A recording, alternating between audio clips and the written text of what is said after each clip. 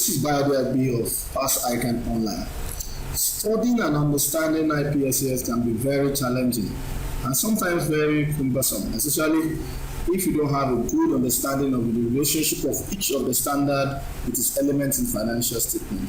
And this is why I say trying to cram IPSAS or IFRS by studying it in the numerical presentation from 1 to 31 is never effective. And therefore, in this video, I want to show to you my approach to studying and understanding IPSAS. Now, ladies and gentlemen, IPSAS is a set of standards that's actually divided into two parts. Part 1 is 31 accrual basis standard, and the part 2 is one basis standard for cash. Now, for this video, we'll be talking of the 31 accrual basis standard. And this accrual basis standard actually divided into 6 boxes which represent the element and target area of financial statement. These 6 elements are: 1. Preparation of financial statements. 2. Assets. 3. Liabilities. 4. The revenue and expenditure, which essentially is we're talking of the performance. 5. The consolidation and investment. 6, and not the least, issues relating to disclosure.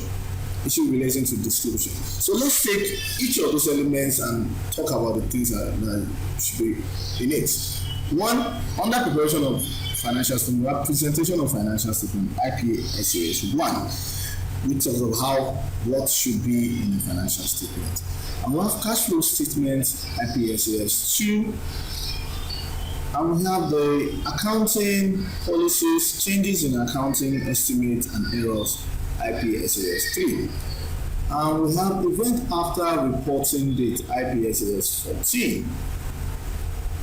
And this takes us to the box of the asset. However, the asset, we have 3 types of things. We have the usual asset, which you normally come across in financial statement. We have the unusual asset, which you may not come across, but they are also assets. And we have the financial assets, which relates to financial instruments in financial statements. And we have issues relating to how impairment is reported when asset is impaired. And we have issues relating to provisions and contingent, which is in both assets and liability. Now, under the asset that you normally will come across in financial statement is how do you treat inventory and work in progress, which is under the IPSAS 12. Issues concern intangible assets, IPSAS 31, and you have property, plant and equipment, IPSAS 17. And under the ones that you don't normally see in financial statement is investment asset, IPSAS 16. You have agricultural asset, IPSAS 27. This is a very interesting standard which I'm sure you might have enjoyed studying. And also another interesting one is the construction standard, IPSAS 11. And under the financial asset, or how do you treat assets that are financial in financial statements, is financial instruments, recognition and measurements, IPSAS 29. And what happens during impairment? How do you report it? Impairment of non-cash generating assets in IPSAS 21. And we'll have provision, contingent liabilities and contingent assets, IPSAS 19. Under liability, we have the popular lease, IPSAS 13. We have the employee benefits, IPSAS 25. We have the financial liabilities, IPSAS 28. And we have also under liabilities, provision, contingent liabilities, and contingent assets.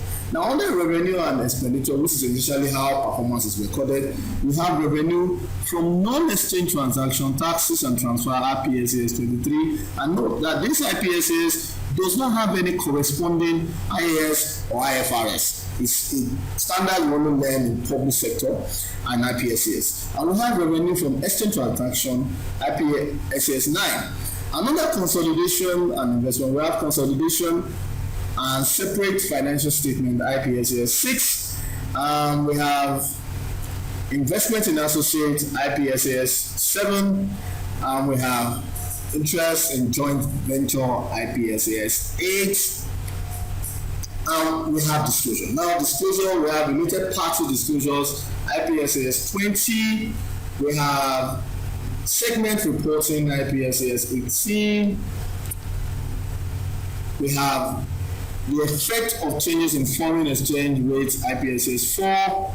We have financial reporting under hyperinflationary economies, IPSAS 10.